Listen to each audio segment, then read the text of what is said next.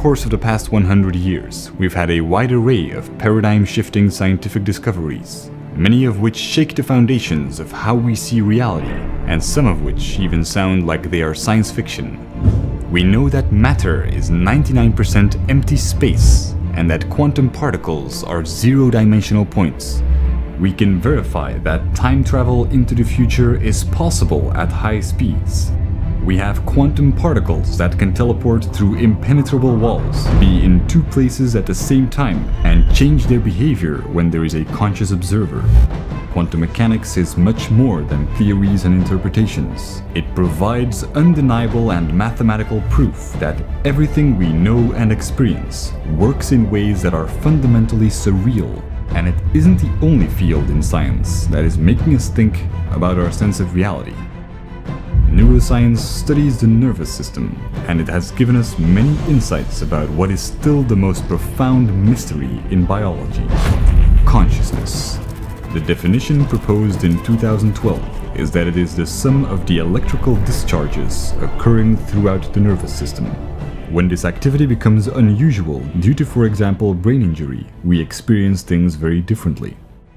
One rare disorder that can occur in association with migraine attacks and diabetes is called the Capgras delusion, which causes patients to believe that close friends and relatives are actually imposters. Even when patients who suffer this delusion seem to retain all their intellectual abilities, they will still insist and create elaborate rationalizations to explain how their family and friends have been replaced by frauds. Other disorders can cause patients to lose the ability to describe or perceive the right half of people's faces, but they will not be aware that they have this condition and instead come up with inaccurate descriptions that they believe to be correct.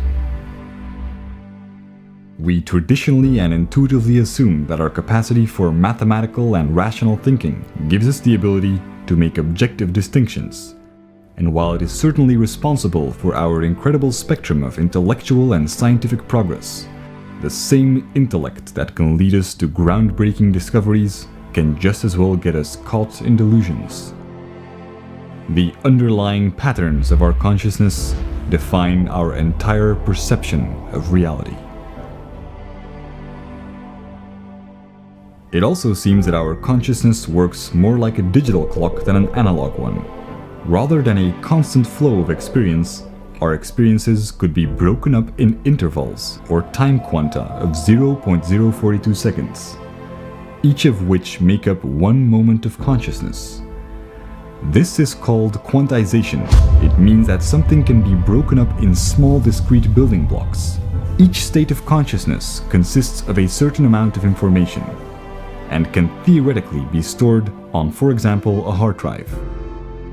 While not currently within reach, we are seeing tremendous progress in research that is aimed at simulating the brain. Some of the most reality-shattering discoveries of the past century haven't even been absorbed in mainstream culture yet. And what we have found in only the past decades is starting to point to an understanding of consciousness that will change the way we look at life and death. In 2007, stem cell pioneer Robert Lanza proposed that time and space, and even our entire reality, are not what we think they are. Criticized for being incomplete, but at the same time recognized as scientifically sound and potentially revolutionary by scientists ranging from Nobel laureates in physiology to astrophysicists at NASA. The theory of biocentrism describes reality as a process that fundamentally involves our consciousness. Lanza's scientific theory explains how without consciousness, all matter dwells in an undetermined state of probability. Time has no real existence, and space is just a concept we use to make sense of things. If we look towards neuroscience and quantum mechanics to further fill in the blanks and shortcomings of biocentrism, all that we are left with are quantized states of consciousness. Reality how we know it does not exist, and if it had any sort of existence that we could visualize, it would look something like this: an endless sea of static, of information in which all probabilities exist. Imagining all these probabilities within a zero-dimensional space without time is not easy, but it is perhaps as close as we'll ever come to imagining what reality really is.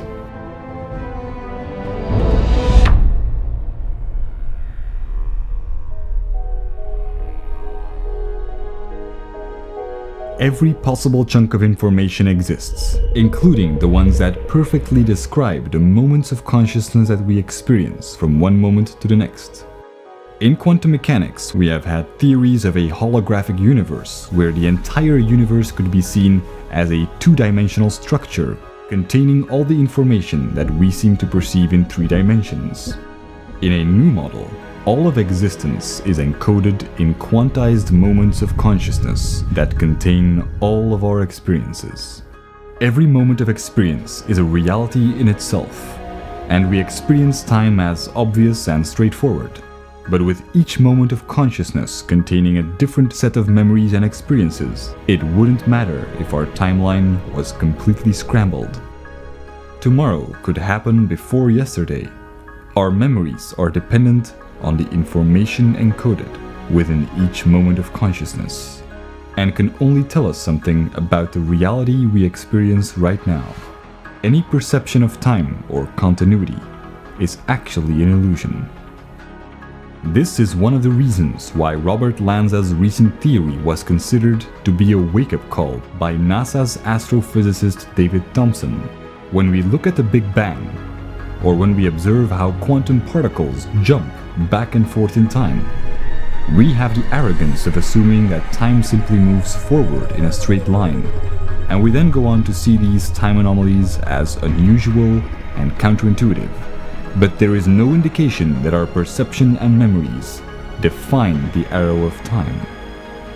All of this seems to suggest that our reality would completely disintegrate, or at the very least, become highly inconsistent and random at any point. But the reason why we experience a rigid world with deeply structured laws of nature is because consistent patterns evolve according to mathematical principles. Since every possible pattern can exist within infinity, the only connection between 2 independent quantized moments of consciousness is the information that overlaps. Smaller or more compressed units are more common, and the laws that we are subject to naturally emerge and bring about our consistent reality as it is the most probable one. Patterns can be found in any type of chaos, and since very complex structures are required for consciousness to exist, the reality that we experience evolves along the probable branches of its own specific pattern. If neural disorders such as Capgras syndrome have taught us anything, it's that we have an incredible ability to rationalize the oddities in our reality. There is one claim, though, that becomes hard to refute: that the pattern of quantized moments of experience is inherently infinite, and statistically, an afterlife is inevitable.